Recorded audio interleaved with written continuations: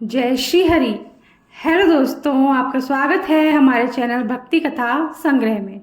आज हम आपके सामने प्रस्तुत करने जा रहे हैं श्रीमद् भगवद गीता का 5वां अध्याय, जो इस प्रकार है। ओम श्री परमात्मने नमः। 5वां अध्याय। उसके उपरांत अर्जुन ने पूछा, हे कृष्ण, आप कर्मों के संन्यास की और फिर निष्काम कर्म योग की प्रशंसा करते हैं, इसलिए इन दोनों में एक जो निश्चय किया हुआ कल्याणकारक होवे उसको मेरे लिए कहिए। इस प्रकार अर्जुन के पूछने पर श्री कृष्ण महाराज बोले, हे अर्जुन, कर्मों का संन्यास अर्थात मन, इंद्रियों और शरीर द्वारा होने वाले संपूर्ण कर्मों में कर्तापन का त्याग और निष्काम कर्म योग अर्थात समत्व बुद्धि से भगवद अर्थ कर्मों का करना, ये दोनों ही परम कल्याण के करने वाले हैं। परंतु उन दोनों में भी कर्मों के संन्यास से निष्काम कर्म योग साधन में सुगम होने से श्रेष्ठ है। इसलिए हे अर्जुन, जो पुरुष न किसी से द्वेष करता है और न किसी की आकांक्षा करता है, वह निष्काम कर्मयोगी सदा सन्यासी ही समझने योग्य है।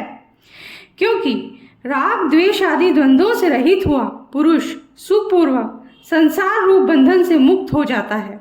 हे अर्जुन, ऊपर कहे हुए संन्यास और निष्काम कर्म योग को मूर्ख लोग अलग अलग फल वाले कहते हैं, न कि पंडित जन, क्योंकि दोनों में से एक में भी अच्छी प्रकार स्थित हुआ पुरुष दोनों के फलस्वरूप परमात्मा को प्राप्त होता है।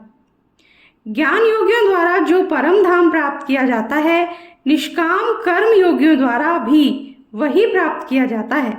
इसीलिए जो पुरुष ज्ञान योग और निष्काम कर्म योग को फल रूप से देखता है, वह ही यथार्थ देखता है। परंतु हे अर्जुन, निष्काम कर्म योग के बिना संन्यास अर्थात मन, इंद्रियों और शरीर द्वारा होने वाले संपूर्ण कर्मों में कर्तापन का त्याग प्राप्त होना कठिन है और भगवत स्वरूप को मनन करने वाला निष्काम कर्म योगी परब्रह्म परमात्मा को शीघ्र ही प्राप्त हो जाता है। वश में किया हुआ शरीर जिसके ऐसा जितेंद्रिय और विशुद्ध अंतःकरण वाला एवं संपूर्ण प्राणियों के आत्म रूप परमात्मा में एक ही भाव हुआ निष्काम कर्म योगी कर्म करता हुआ भी लिपायमान नहीं होता। हे अर्जुन, तत्व को जानने वाला सांख्य योगी तो देखता हुआ, सुनता हुआ, स्पर्श करता हुआ, सूंघता हुआ, भोजन करता हुआ, गमन करता हुआ, सोता हुआ, श्वास लेता हुआ, बोलता हुआ, त्यागता हुआ, ग्रहण करता हुआ तथा आँखों को खोलता और मींचता हुआ भी सब इंद्रियां अपने अपने अर्थों में बरत रही हैं। इस प्रकार समझता हुआ निसंदेह ऐसे माने कि मैं कुछ भी नहीं करता हूँ। परंतु हे अर्जुन, देहाभिमानियों द्वारा यह साधन होना कठिन है और निष्काम कर्मयोग सुगम है, क्योंकि जो पुरुष सब कर्मों को परमात्मा में अर्पण करके और आसक्ति को त्याग कर कर्म करता है, वह पुरुष जल से कमल के पत्ते के सदृश पाप से लिपायमान नहीं होता है। इसलिए निष्काम कर्मयोगी ममत्व बुद्धि रहित केवल इंद्रिय, मन, बुद्धि और शरीर द्वारा भी आसक्ति को त्याग कर अंतःकरण की शुद्धि के लिए कर्म करते हैं। इसी से निष्काम कर्मयोगी कर्मों के फल को परमेश्वर के अर्पण करके भगवत प्राप्ति रूप शांति को प्राप्त होता है और सकामी पुरुष फल में आसक्त हुआ कामना के द्वारा बनता है। इसलिए निष्काम कर्मयोग उत्तम है।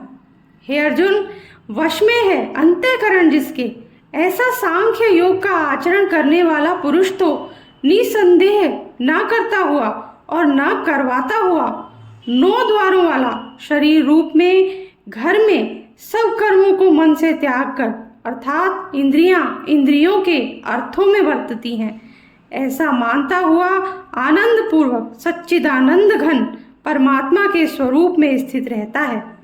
परमेश्वर भी भूत प्राणियों के न कर्तापन को और न कर्मों को तथा न कर्मों के फल के संयोग को वास्तव में रचता है, किंतु परमात्मा के सकाश से प्रकृति ही वर्तती है, अर्थात गुण ही गुणों में बरत रहे हैं। सर्वव्यापी परमात्मा न किसी के पाप कर्म को और न किसी के शुभ कर्म को भी ग्रहण करता है, किंतु माया के द्वारा ज्ञान ढका हुआ है।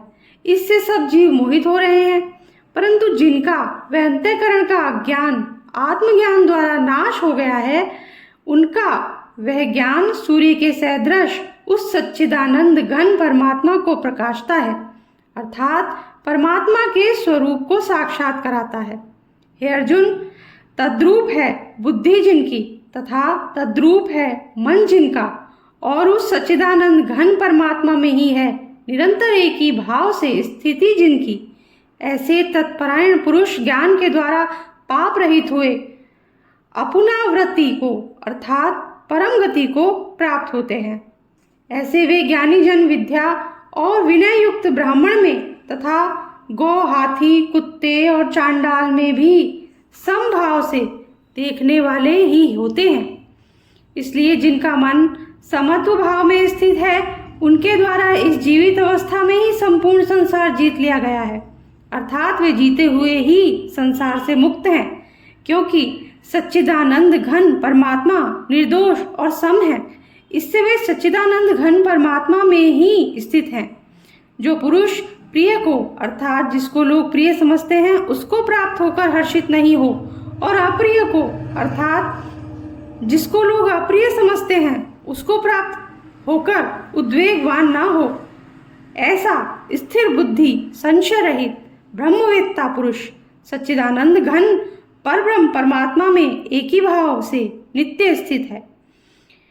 बाहर के विषयों में अर्थात सांसारिक भोगों में आसक्ति रहित अंतःकरण वाला पुरुष अंतःकरण में तो भगवत ध्यान जनित आनंद है, उसको प्राप्त होता है, और वह पुरुष सच्चिदानंद घन परब्रह्म परमात्मा रूप योग में एक ही भाव से स्थित हुआ अक्षय आनंद को अनुभव करता है। जो यह इंद्रिय तथा विषयों के संयोग से उत्पन्न होने वाले सब भोग हैं, वे यद्यपि विषयी पुरुषों को सुख रूप भासते हैं तो भी निसंदेह दुख के ही हेतु हैं और आदि अंत वाले अर्थात अनित्य हैं। इसलिए हे अर्जुन, बुद्धिमान विवेकी पुरुष उनमें नहीं रमता। जो मनुष्य शरीर के नाश होने से पहले ही काम और क्रोध से उत्पन्न हुए वेग को सहन करने में समर्थ हैं, अर्थात काम क्रोध को जिनके सदा के लिए जीत लिया है, वे मनुष्य इस लोक में योगी है और वही सुखी है। जो पुरुष निश्चय करके अंतरात्मा में ही सुख वाला है और आत्मा में ही आराम वाला है तथा जो आत्मा में ही ज्ञान वाला है, ऐसा वह सच्चिदानंद घन परब्रह्म परमात्मा के साथ एक ही भाव हुआ सांख्य योगी शांत ब्रह्म को प्राप्त होता है। नाश हो गए हैं सब पाप जिनके तथा ज्ञान करके निवृत्त हो गया है संशय जिनका, और संपूर्ण भूत प्राणियों के हित में है रति जिनकी, एकाग्र हुआ है भगवान के ध्यान में चित्त जिनका, ऐसे ब्रह्मवेत्ता पुरुष शांत परब्रह्म को प्राप्त होते हैं। काम क्रोध से रहित जीते हुए चित्त वाले परब्रह्म परमात्मा का साक्षात्कार किए हुए ज्ञानी पुरुषों के लिए सब ओर से शांत परब्रह्म परमात्मा ही प्राप्त है। हे अर्जुन, बाहर के विषय भोगों को न चिंतन करता हुआ बाहर ही त्याग कर और नेत्रों की दृष्टि को भ्रकुटी के बीच में स्थित करके तथा नासिका में विचरने वाले प्राण और अपान वायु को सम करके जीती हुई है इंद्रियां मन और बुद्धि जिनकी, ऐसा जो मोक्षपरायण मुनि इच्छा भय और क्रोध से रहित है वह सदा मुक्त ही है। और हे अर्जुन, मेरा भक्त मेरे को यज्ञ और तपों का भोगने वाला और संपूर्ण लोकों के ईश्वरों का भी ईश्वर तथा संपूर्ण भूत प्राणियों का सुहृद अर्थात स्वार्थ रहित प्रेमी, ऐसा तत्व से जानकर शांति को प्राप्त होता है और सच्चिदानंद घन परिपूर्ण शांत ब्रह्म के सिवा उसकी दृष्टि में और कुछ भी नहीं रहता, केवल वासुदेव ही वासुदेव रह जाता है।